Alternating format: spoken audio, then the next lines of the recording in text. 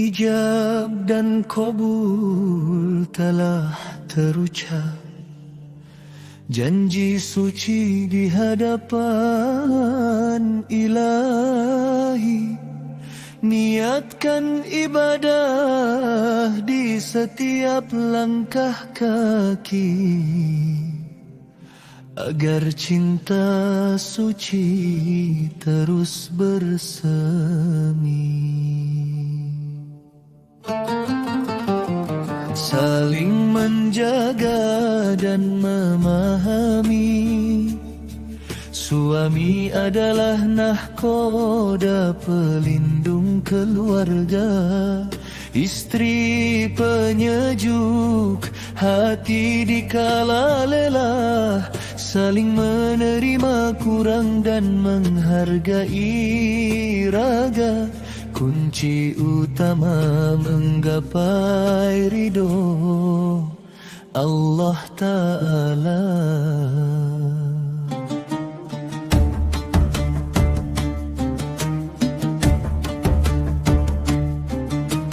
Komunikasi yang lembut dan terbuka, bicaralah selalu dengan bahasa santun, jujur dan terbuka, hilangkan curiga.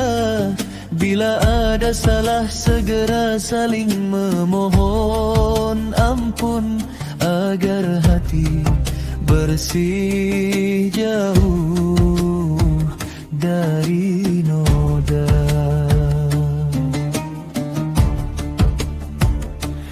Ibadah bersama untuk menggapai berkah, tegakkan syolahat berjamaah setiap waktunya, baca Al-Quran bersama sejukkan dada, rumah tangga akan dilimpahi rahmat,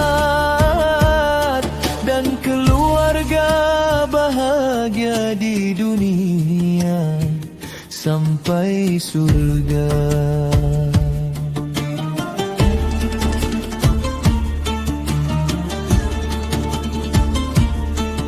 Badai selalu datang dalam bahtera rumah tangga, sabar dan ikhlas adalah kuncinya.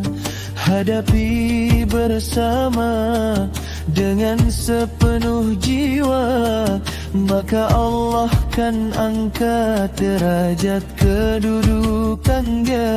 Syukuri nikmat yang telah diberi, sedikit atau banyak rizki darinya.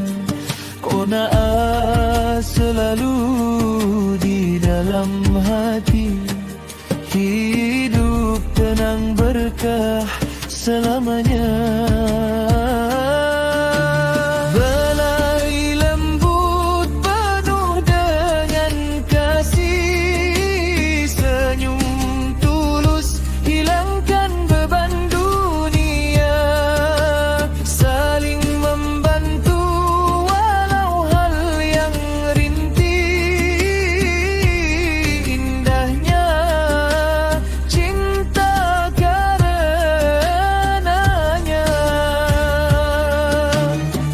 Anak adalah amanah titipan Tuhan, didik dengan akhlak dan ilmu agama, agar menjadi penyejuk hati dan pandangan mata.